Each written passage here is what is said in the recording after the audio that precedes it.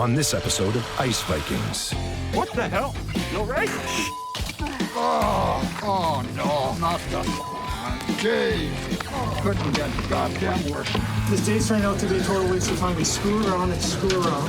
Come over there. God damn, how do we forget the auger? What are we gonna do, chop all the holes? This is gonna be a hard day. Fishing blows. Got a sheet of clear ice here. You don't have it picked and it's just a nightmare. Just spinning the whole time. You gotta be a little crazy to do this. Why do you want to come out in 40 below and push it? Woo! That is very good fishing. It is worth it if you're catching fish. That's the smell of money, baby. Just another day in paradise, living the dream.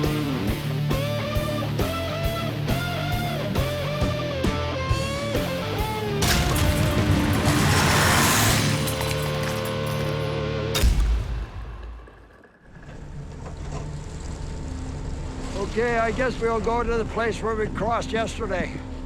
It's mid-fishing season and Richard Bjarnason is eager to start his day on the ice.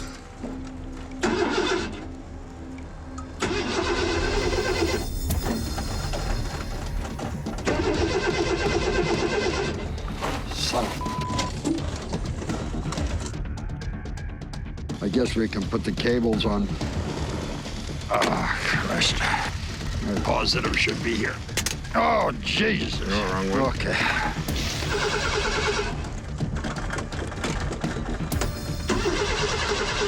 Come on, give me a fire. Jesus Christ. I might have to put some gas into the carburetor. And a little bit of liquid fire. Jesus.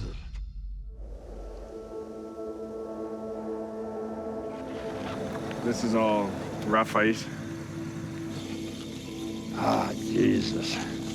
We'll try to make a scoot for the northeast here. There might be some good ice over there. I can see it's a little flatter there. I know further north it looks like better ice, but there's some guys there already.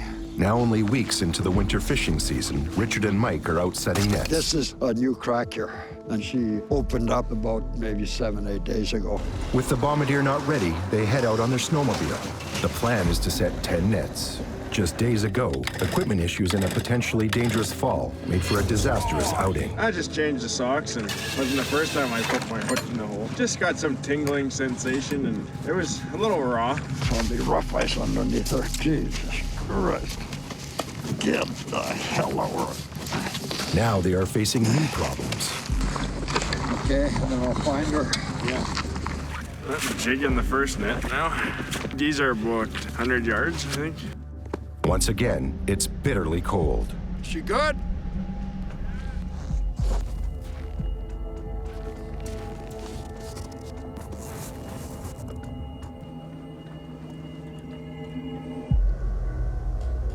This is where we ran into thin ice last week. Even though it's bitterly cold, the lake's still constantly shifting. You can see where this crack is here. On Husavik Bay, Mike Lenton and Justin Gerbrandt struggle with dangerous ice conditions. About 5 days ago, we set 3 nets. The plan was to keep on trucking for another 10 nets at least here. And we're just checking as we go, drilling some holes. And all of a sudden, I went from 10, 11 inches to 3 inches. So there's about 100 yards of very unsafe ice. So we just halted the whole setting process for a few days. A blast of Arctic air has now made the ice safe to travel on. Nothing wants to work when it's this cold. It's been 4 days of minus 30. Finding the spot was the most important thing today. If we can find a spot and even get a half a dozen in, that's a pretty good day.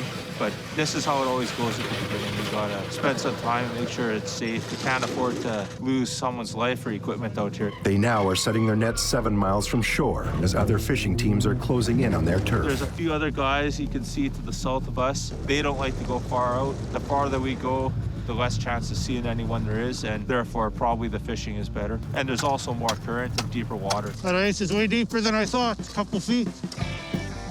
See how deep we are. Oh, 25 feet. That's good. Yeah. This is our high-tech tool for setting nets. It's a 2x8 piece of cedar. As I pull this rope, this picks on the ice and shoots this board forward. He has to look for it so we know where to drill. You can actually see the arm coming up. Normally, I can't see it. Normally, the whole lake's full of snow by now, so I had to listen for it. This is just icing on the cake today. The nets are set in what's called a gang, with each net connected to the next one. This is done so the nets can be pulled up in sequence. Today's a little colder than normal. Minus 38 with the wind chill this morning. And hopefully, we jig this out the right length, you'll have the other end sticking out of that hole. This is the cold part, waiting. See, and you gotta double check people's work because he tied this wrong. This would eventually just slip off. You tied your knot wrong, so I showed the cameraman. I tied the knot wrong? Yeah. Fire me.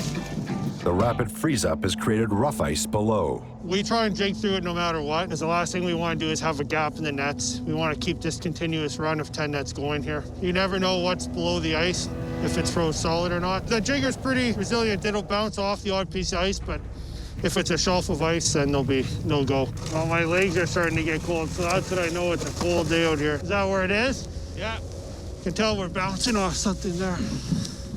Definitely hitting ice, that's for sure. The jigger has not made it to its target. It may be stuck in the jagged ice below. You're so close. You're like 6 feet away from getting through I know, this. I can feel it banging, but it's not going now. I can't get it through. This is the issue. When you're setting on thin ice like this, cracks all over the lake this year, you jig it halfway and then it doesn't go through. This is like before. I don't know why it won't go through that little bit. Like you got through all that big stuff. A stuck jigger means no net, which also means no fish. We just clearly can't get through where we want to keep our line going here. I'll have to pull this back, pull the jigger out. We'll move over this crack now and have to find an area where we can potentially add on more nets on a cold day like this. So this is what you don't want to be doing because this is just soaking wet. So now everything will be frozen solid. Impossibly cold temperatures and rough ice below. The guys have wasted their day. Probably underneath it was like a piece sticking like this or something, and it kind of got hung up. And this is when you contemplate life.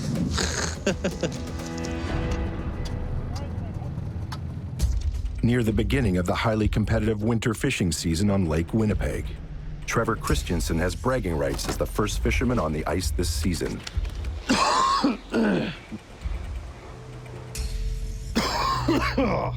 Holy oh, here, it's Danny. No, no, you're not fired. I'm still sick. I haven't been working for about a whole week now. I might go out tomorrow, and if I do, then we'll have work, you know, pretty much all of next week. But Now he and his crew are falling behind. Recovering from the flu can't come fast enough. well, we're at my house right now. It's almost bittersweet because I can see some of my nets and the lake from the backyard, but also there's nothing I can do right now. So, yeah, we're just pretty much chilling. I don't know, it's just funny. We're kind of effed up, behind on everything. Pretty much everybody else is sick too. Like a bunch of the employees are sick, and me and Devin are sick, and my dad is, but Joel was just sick too, and he just finished getting sick before we got sick. yeah. So we've been taking turns. Trevor's family, the Christensens, have fished Lake Winnipeg for 5 generations. But this year is different. Trevor is striking out on his own. It is a big season. It's definitely a transition period for me, especially where I think I'm moving on to bigger things, I hope. You know, I've kind of separated from my dad's crew, which has been good for me. It's a lot more stressful, though. I'm looking to purchase more quota and equipment, and I'm a fish dealer now, so I'm able to buy other fishermen's fish and make extra revenue that way. I finally kind of see what an undertaking it is when you're the boss. When I first started working for him, obviously I had no experience, and so I did learn a lot from him. He's not like a little dainty instrument. He's definitely a hammer. You learn from him fast, and if you don't, then you're not gonna make it, really. Unhook it! Unhook it! We can't figure it out? Unhook it! With all my nets, I can't really send out somebody to go do them for me. I could maybe get my dad to, but he's way too busy with his own stuff. For now, I'm just kind of screwed. Like, I have to just wait until I'm barely good enough to work again, and then I'm gonna get on the lake and catch up. Yeah, it's a little tough. And there's still that element of competition between me and my dad. I think in a way he's not happy that I'm sick, but I think he feels accomplished that he's still working. He's not sick, right? Whereas I'm falling behind.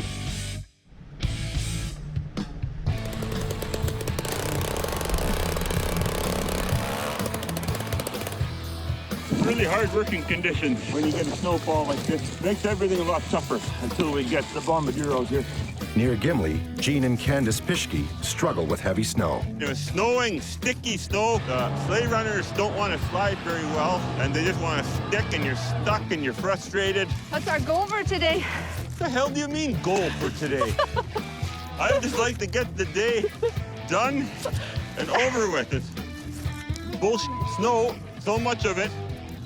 We're not really equipped for it, but we're out here fishing anyway. We had a bad day on the lake yesterday. Today seems better already. I'm kind of old school. I get grumpy, and I irritated a lot, but she keeps me in line. She's the only one that can put up with me. I had plan A, B, and C, and we ended up going with D. Plan D was shut my mouth and get to it. That's what Candace always tells me. I don't see the purpose in complaining. It doesn't solve anything. By complaining, it's really bad. There's your master angler. You don't get paid as much for them. Hey, see, we don't really catch that many of those big jumbo ones. Fish companies are looking for about this size here, your medium pickerel. Lake Winnipeg is home to many types of fish, with over 15 species. The fish with the highest market value is walleye, also known as pickerel. But other species such as whitefish, yellow perch, goldeye, and northern pike hold value as well. Tullibee is also common, but practically worthless in the winter season. Beautiful stuff. 3 3/4 inch and your medium pickerel. Usually a box like that's about $150. So if we get 6 of them, that'd be $900. Your face is froze. Well, you know what I'll tell you? I won't be gracing any covers, so doesn't really matter. Oh, but you graced my cover. Frostbite is a constant danger on bitterly cold days. It's a cool, crisp day. Tiring walking around in sand all day, basically. That's what the snow is like. But we sure needed it. Now we can bring that bomber out. It's bombardier time. This snow sucks. That's when you want a big gasoline engine pushing you along, not a small two-stroke. Makes work a lot easier. In winter, the backbone of commercial fishing on Lake Winnipeg is the Bombardier B-12, otherwise known as the Bomber.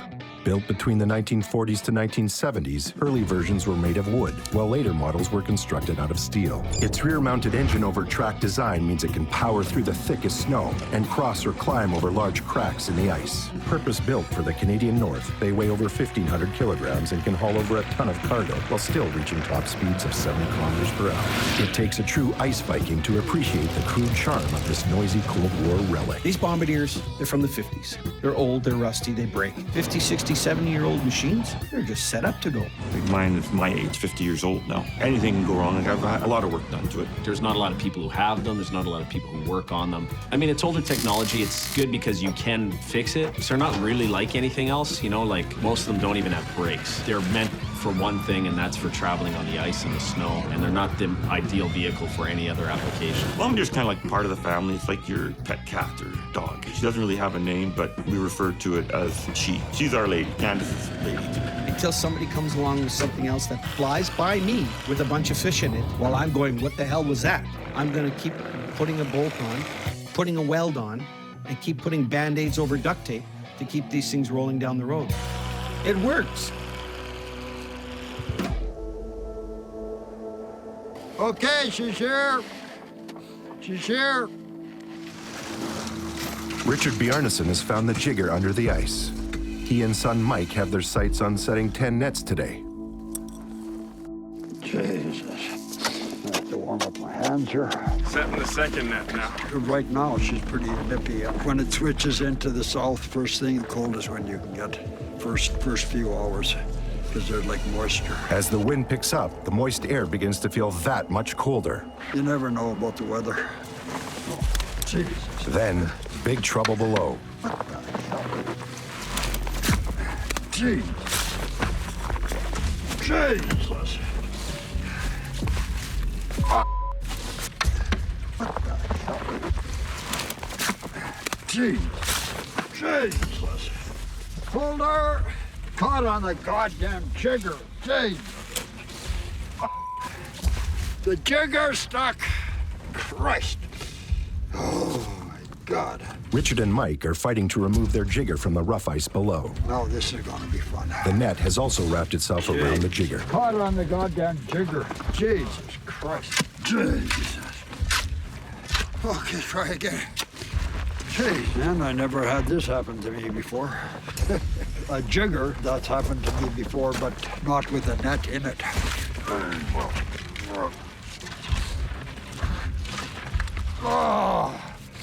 Oh no. Got it in the middle. Not the arm. Jeez.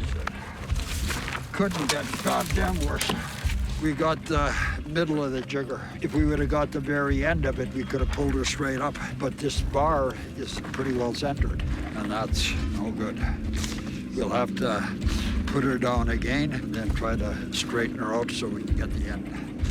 Whew. Now the wind's coming up. Holy sh!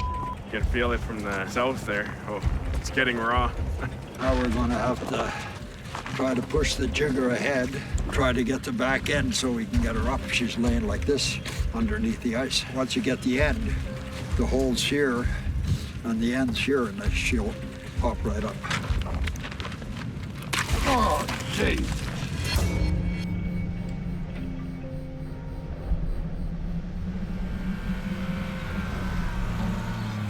Probably at least minus 30 out there with no windshield today. I'm just warming up these motors, like they're electric motors, so everything at minus 40 is very temperamental out here. Over at Husavik Bay, Justin and Mike are struggling with equipment breakdowns and piercing cold temperatures. Yeah, on these cold temperatures, we've had some days where it just won't start. Normally it starts first pull, but it's so stiff it doesn't even want to turn over. Oh. I rolled this thing the other day, so it's seen better days. Taking a beating the last few days, so kind of worried this morning that maybe it wasn't going to go. We had some issues with it earlier, so. See, where are they now? Nothing. I don't get it. We lifted this net over there. Exact same size, same mesh tank, and now here, no pickerel at all. They're also struggling with poor fishing. There's nothing in that one. Completely empty. 5 fish. A new location might be the answer. We've been fishing this side of the gang for too long now, so as I'm drilling through, I'm hitting old holes, so it's flooding, which makes that lifter get stuck. Shouldn't be any water coming up. Second issue is it's getting harder and harder to push down with these gears. I'm missing a bunch of teeth, so trying to fight through an old hole is harder on the auger as I'm trying to force it down. Drilling through old holes floods the ice surface, freezing the auger in place. Just another element for the guys to battle. There's 2 gears that the rack runs on that the auger is attached to. That's how we raise and lower the auger. And I just took a look in there, and there's a bunch of teeth missing on the gears. So if any more of those teeth break, then the auger will be stuck in there. Oh, that thing's What? It is.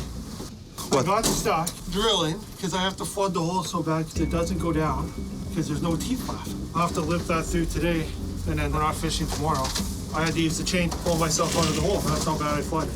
Like actually? Yeah. So I'm stuck with the auger because I got a foot of water I'm drilling. I'm drilling through an old hole with no teeth and a raft. Perfect. When I start using a chain to pull myself out with an auger, that's the end of my drilling. Or you can... Well, I can cheer you up. I got 3 pickerel out of that net. That's it? This day's turned out to be a total waste of time like yesterday. We screw around and screw around. Come over now. The auger is in dire need of repair. It's going to cost the guys time and money. We're gonna have to probably cancel fishing tomorrow and start tearing that thing down, and then on Monday, hopefully contact the welder and see if he can start working on it. And when he says it's ready, is the next day we can fish.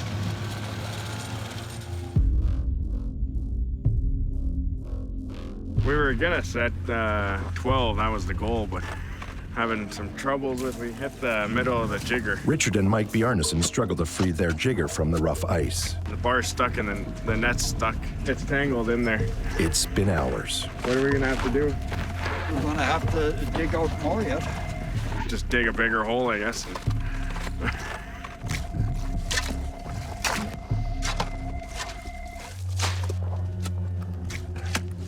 It's over 3 feet. Jeez. Straight down and then up. Okay, okay, okay. You got it. Oh. Okay, Claire, no. Oh. Okay.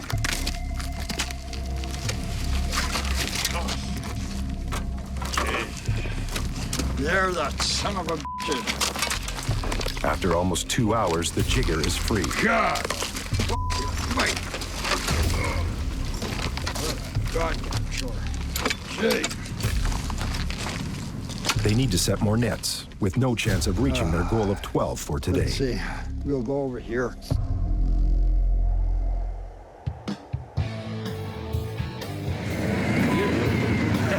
Guess we're good to go. Okay, let's get out of here. We've got a few nets in here, and we're trying to catch up since everybody was sick. On Chris's second bombardier trip out in the Narrows, and Devin and Joel finally recovered from the flu, Chris learns he's missing a critical piece of equipment. Well, what do we do? God damn, how do we forget the auger? We have 2 spirals on the blue bombardier.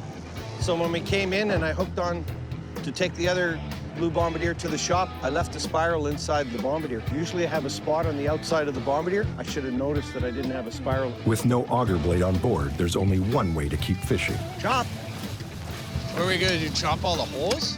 Yeah. Serious? This is gonna be a hard day. I'll see if there's a shovel. No fucking shovel anywhere. What the do you find that? It must have been buried under everything. Move. Back of the hole. It's chop. Chris calls his father Robert for help finding an auger. I don't have one. I left it in the blue bombardier when I took it to the repair shop. Just call me when you're on shore and we'll come and get it. So my dad's gonna pick it up for me at the shop where the other bombardier is and do an emergency augerectomy. Catching the fish is just a part of it. Helping each other out and learning that you need to help each other out is probably the biggest thing that we all have to learn. We're gonna push along, see what we can do here. If that means we gotta chop a hole, we'll probably remember it next time. Never put all your eggs in one basket. Same with augers. Just call me when you're on shore and we'll come and get it. We got an 86-year-old elder breaking the speed limit right now just to get us an auger. Chris has made an emergency Hello. call to his dad to bring in an auger. In the meantime, the crew is stuck making holes the old-fashioned way. It's a change of the routine.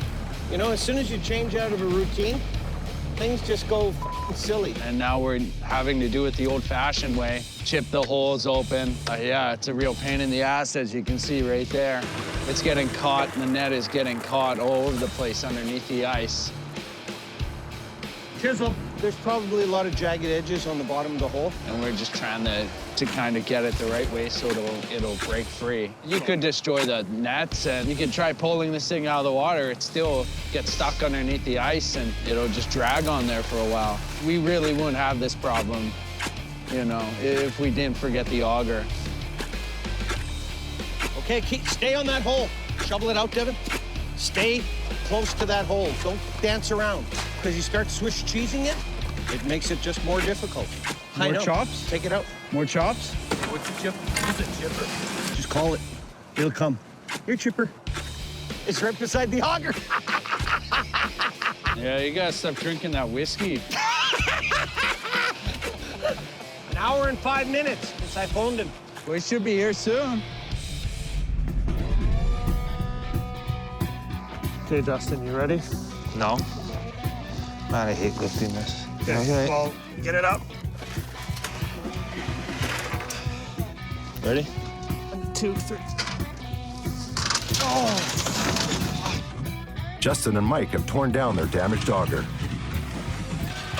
Look how bent that is from here. Only now do they realize the extent of the damage. Oh, yeah. He's going to have to straighten that. That day it broke. It was probably minus 35. It doesn't help because more ice freezes to the auger and the rack, and it's just more weight to crank up and down. Cold just breaks everything. Everything seems to be more brittle. So you try to be very careful when it's cold, but you still got to work. You still got to fish. And every time it's like a minus 30 day, I just close my eyes when Mike starts drilling. That please don't let that auger smash to pieces. It's bent here. You can see how the angle of the hitch is completely off. This rod should be straight. But when the steering wheel turns, this gear turns. It'll rotate, and then it rides on this rack. Those gears aren't moving that rack up and down. We can't get the bit out of the hole once we start drilling. So if we lose that bit, that's almost $1,000. Without this, there's no fishing. We're already up to about 2.5 feet of ice, 3 feet of ice, so we rely on the sleigh auger to lift the nets every day. Now it's off to Camarno to see about repairs.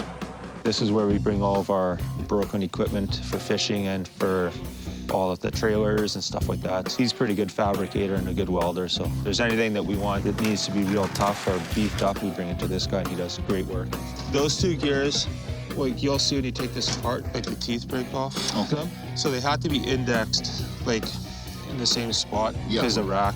Yeah, it's got to be timed. Yeah, and then this. I rolled it now. The pushing our luck question. Do you think Wednesday's doable? Yeah, Wednesday's fine. Okay. All right, Bruce, that's why we come to Camarno. Yeah. Right on, Bruce, thanks. The cost of repairs and having the auger down for 3 days means thousands of dollars out of their pockets. Too much sugar in that coffee this morning. You want me to go grab it from him? Yeah. Okay. I'll take one of these sleds. Careful on the teeth, eh, Devin? Yeah. Chris's father, Robert, has arrived with the desperately needed auger. Devin's gonna meet him on shore, then we don't have to chop. We can go back to the power auger. Here he comes! Here comes our auger. We're back in business. Now we're gonna see how much easier it is to have an auger than not. This thing over here. It's rubbing the ice off my shaft. Yay!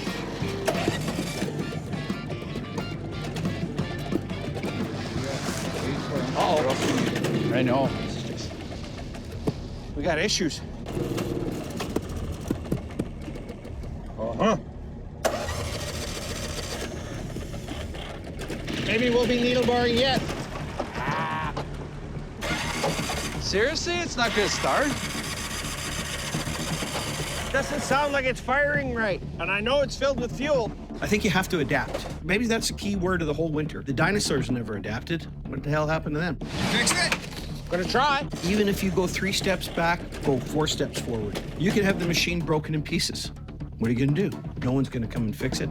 Fix it. What if they make snowmobiles for the winter? It's cold. If there's any moisture, condensation, water don't burn. This time, the solution is at hand. Sleigh auger. I had a spare plug. Luckily, I had a spare plug in my lunch kit. See if that's what's in my lunch. What do you got for lunch? Spark plugs? Okay, Joel. Change the plug. Good to go. Fix it, keep moving forward until there's nothing left to fix, and then buy something else to fix. Stage just gets better and better. Until the next location. You left it there last time. You told us to leave it there. Who left it? More auger issues. You're the one that said leave that there. So who left it there? Us. Who's us? You. You left it there last time. You told us to leave it there. Stuck on the ice without an auger, one has finally arrived. But now, the blame game has begun. So who left it there? Us. Who's us? You. Chris Christensen makes a surprise discovery on the ice. I was driving ahead and I says, boys, look at that tub ahead. And they said, what tub? That cracked tub. I said, it's not a cracked tub. They looked again. I said, there's something behind the tub. What? The auger. What? I guess the last time we were out here, we left one of the augers on the ice. So I just sent my dad to town to bring me an auger, and I don't want to tell him. He's gonna find out. I don't know if I feel worse that we had to needle bar the holes or feel stupid that I forgot that there's one on the ice. So now I got too many augers. I have a dilemma. Oh, you gotta laugh, because what the hell? You guys are obviously stupid. Hey, you're the one that hired us, so what does that make you? I don't want my dad not to think that he wasn't our hero. He was not the hero we needed, but he was the hero we deserved. Good to be around young guys. Makes you feel young again. Hey, boys, let's take the auger off. Which one? We should tie it to you so you don't forget it next time. Yeah, look who's talking. Hey, I guess if you're doing something you like to do, it doesn't feel like work. And besides, I don't know how to do anything else.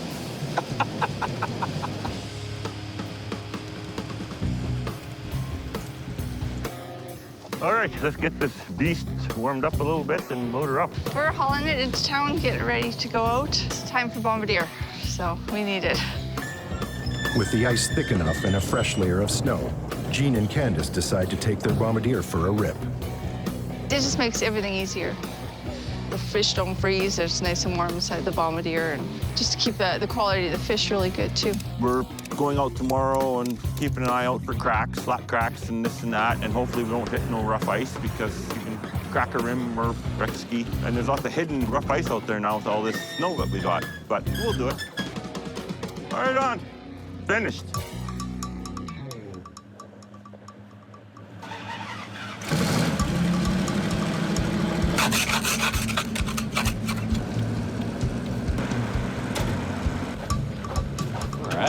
Good to go. Finally recovered from the flu, Trevor Christensen is able to check his nets. I've missed the last week, 8 days. Been sick with the flu, and I'm finally back now, so got lots of work to catch up on. And today is pretty cold. It's minus 42 Celsius with the wind chill. It's not the kind of day I really want to be out here, but there's nothing much I can do. See if I can get on our trail here. It's been a while. It's been snowing and blowing. All of our trails are blown over now. Honestly, I can't afford to be sick all winter, you know? Like, if I keep getting behind, I'm kind of screwed. Looks like a beautiful morning, but it's very cold. Oh, it's just night and day difference. Having the bombardier to work with is so much better. I mean, it keeps the fish warm so it can be dealt with and you're not dealing with frozen fish. Keeps me warm, blocks the wind from me and Riley and whoever else when we're out here pulling back. And it's just a lot easier to use than being out here on snowmobiles. This is a very old school belt drive auger, which you'll see on a lot of the older bombardiers. A lot of guys now have switched over to using like a little Honda engine on top, and it's separate from the bombardier. Whereas this one runs off a PTO. So the PTO is basically that little black wheel on the back that spins, which is connected to the engine. It's super dangerous because it's always there spinning when the engine's running. This is the old school way of doing it. It is pretty dangerous. You do have to be really careful around it. There's a lot of ice. It is pretty bitterly cold today. It's the kind of day I wouldn't want to be out if I didn't have to be out. Like, it's minus 42 Celsius with the wind chill right now. It's very cold. If you're not moving constantly, everything just freezes. Everything's freezing to each other. These nets aren't definitely as good as they were at the start of the season. I was hoping for about a box of fish to the net. It wasn't close to that, really. It was about half that. After a long layoff, Trevor isn't happy with today's catch. If I can lift these 6 and even get 2 boxes out of it, I'd be happy with that. But bad fishing isn't his only worry. We've been a little short-staffed lately as well. One of my dad's employees actually quit on him last week, so I think this guy was just a little sick of working with my dad, and I can understand the feeling. I've been doing my own thing now for a little bit, and so is my dad. So we're both working in kind of separate directions. And it can make things tough because we're kind of sharing certain employees and resources. Like every day, I've got to talk to my dad and make sure that we have the next day planned out so that we're not stepping on each other's toes.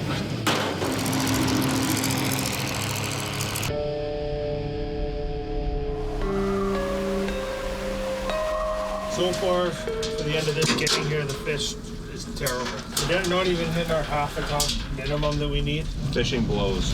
With their auger fixed, Mike and Justin are back on the ice, so far with disappointing results. The area you picked here sure dried up. Yeah. This is making no money.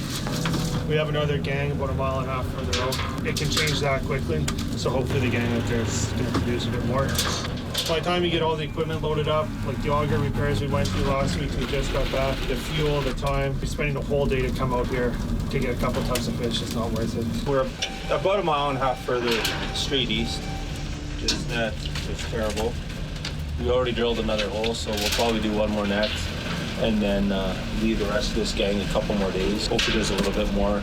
It's a lot of work when there's no fish to drill and pull these. To make matters worse, another mechanical issue has emerged. If you look over here, you can see a puddle of fuel sitting underneath at the bottom here. You can't really access the carburetors on this thing till I take this top piece off, which can't be done out here. I definitely say I have a leak in the carburetor somewhere. Shouldn't be any fuel underneath the motor. It's another discouraging day. Every day, repair. Yeah. Every day.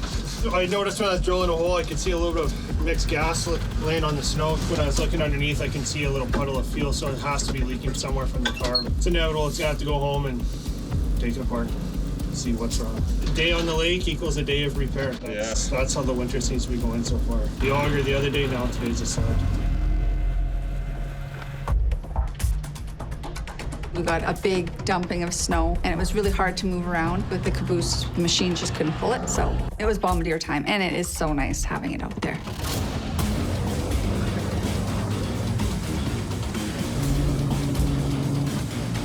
Candace leads Gene out onto the ice for their first bomber run of the season. Fishing has been good so far, and the bombardier should make things easier.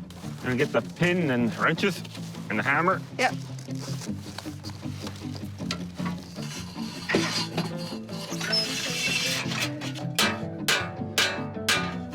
Okay, I gotta get it down now. Down. Down. Up. Okay.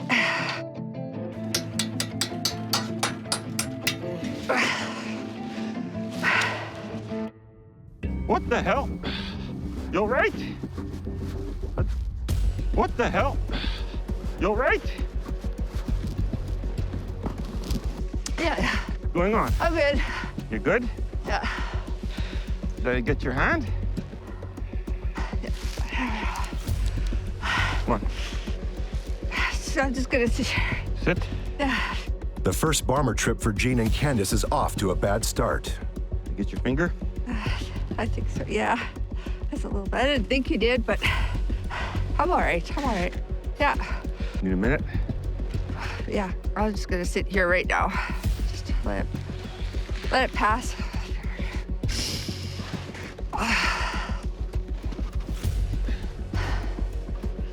I'll be fine. I just a little woozy. I'll just take a minute and go sit.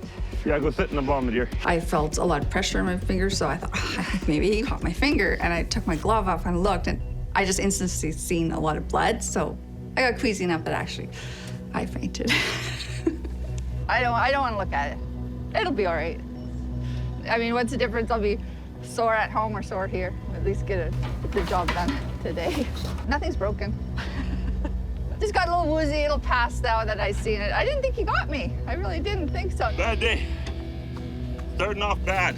I felt the mitt underneath the hammer, but I thought her finger wasn't there in the mitt. So, okay, I looked at it and it almost split the finger. So it split out the side of the nail. It's a close call, but Candace soon returns to help Jean lift nets. She's tough. She's, hell, tougher than I am. We're already set up. We're ready to go. So just keep at it. Anything coming up? Yeah, there's steady. Steady's good. Steady. We need fish. Fish, fish, fish. A good haul soon puts the accident behind them. Well, it was a good day. I don't want to jinx it, I guess you could say. It's good to not set all your nets in the same spots. You want to be in and out, different sizes of nets. And this time it really paid up for us. We figured, what the hell, finish up today and go home. We had a good day. I'm happy with it.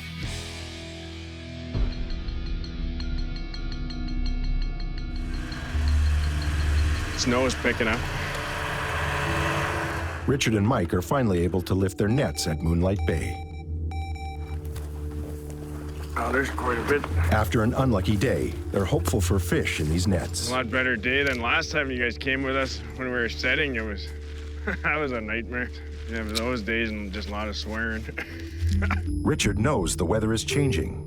If the wind starts coming up, then we'll have real whiteout conditions.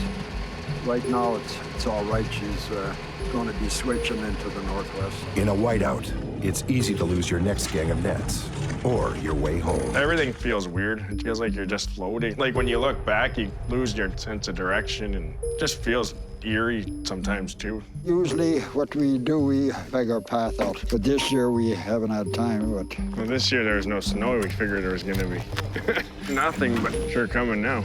Yeah, that kind of surprised us. Didn't think we needed a trail. Some guys just use the GPS. Dad's too old school. Poor visibility and fresh snow is making conditions treacherous.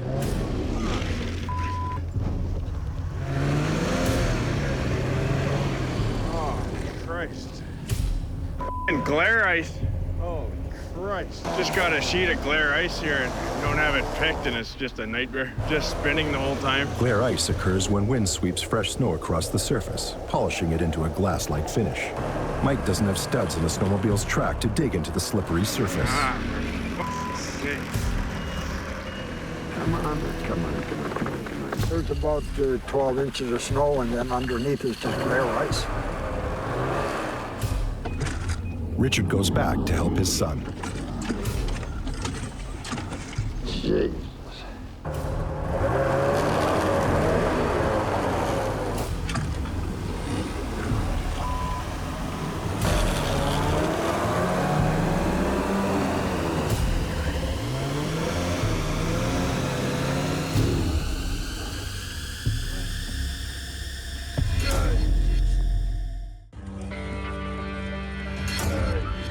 "74-year-old Richard Bjarnson tumbles on the glare ice.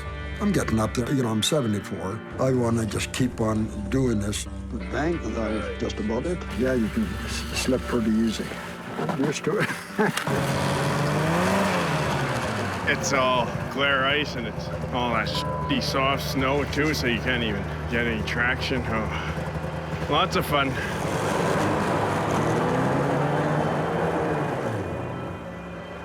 Despite the setbacks, Mike and Richard are happy with their catch. You'll end up with about 8 boxes out of 10, which is excellent. Can't complain with that. Now we go for the drive-in. But first, a little refreshment. Oh, refreshing, ice cold.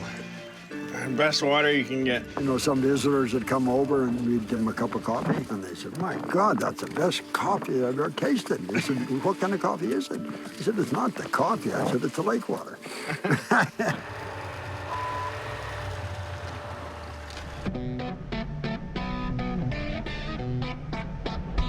Okay. Yeah, perfect. The next day, Trevor and his crew head out early. Right on, Pete.